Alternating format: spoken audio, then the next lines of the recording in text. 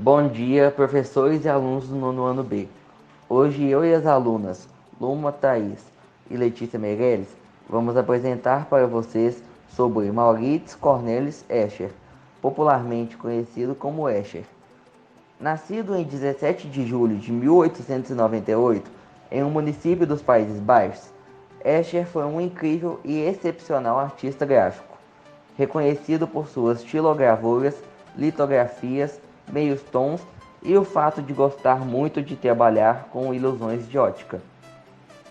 Em 1922, Escher viajou pela Itália e Espanha, e foram nessas viagens que ele encontrou inspiração para suas obras.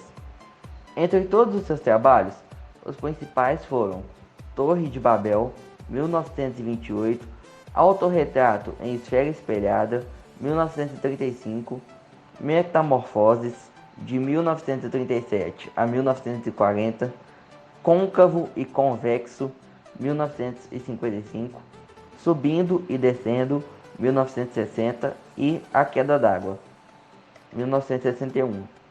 Alguns fatos curiosos sobre Escher é que, na casa onde cresceu, hoje em dia funciona o Museu de Cerâmica de Prinzesshof.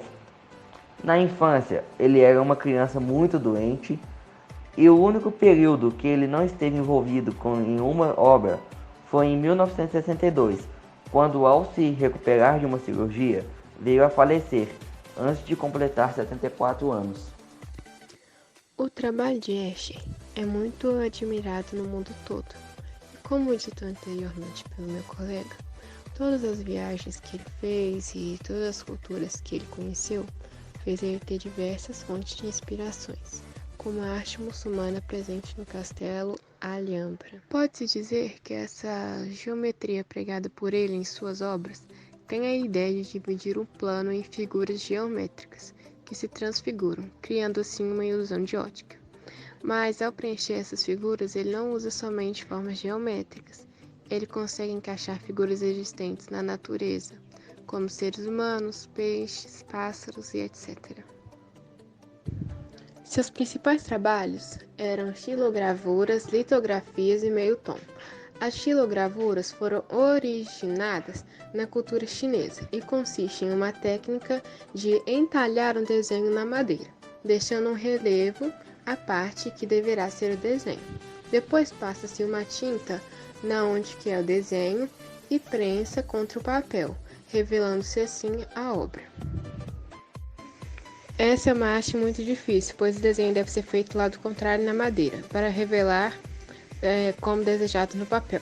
A litografia é uma arte que envolve um desenho em uma pedra ou placa de metal, diferente da estilogravura. Ela não utiliza o relevo para a peça, mas sim o acúmulo de gordura sob essa matriz, pois é feita com um lápis gorduroso e depois que a tinta seca, faz-se a impressão e pode-se fazer mais de uma cópia do mesmo trabalho.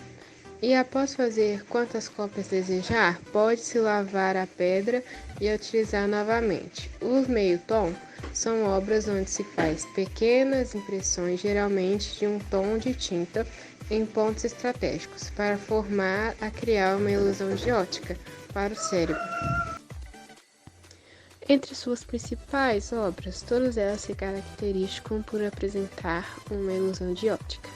E elas são Up and Down, Relativity, Convex and Concave, Belvedere, Sandy and the Stream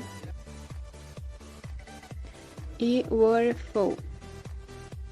Conhecido por ter sido um artista gráfico holandês e também por apresentar trabalhos com ilusão de ótica. Quando falamos sobre o esporte para deficientes, a primeira ideia que deve aparecer em nossas mentes são os aspectos positivos do esporte, sejam eles físicos e os sociais. O esporte melhora a atividade cardiovascular, a força, coordenação motora, agilidade e equilíbrio. É capaz de aperfeiçoar a autoestima e a autoconfiança, tornando a pessoa mais segura, enquanto colabora para a inclusão social. O que caracteriza um deficiente visual é a perda total ou parcial da visão. Mas no caso das pessoas que utilizam óculos e lentes, fazendo assim com que elas vejam bem, não faz com que sejam consideradas como um deficiente visual.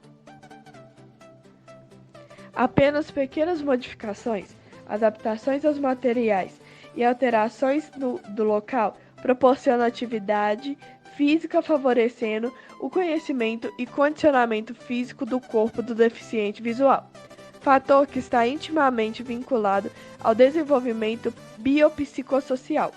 Conclui-se que existem desafios para a prática de atividades físicas, porém o engajamento em práticas físicas proporciona maiores possibilidades de potencial funcional. Algumas das modalidades que sofreram alteração, possibilitando a participação dos deficientes visuais, são o futebol, o goalball e a natação. Agradecemos por ter visto o vídeo e esperamos que tenham gostado.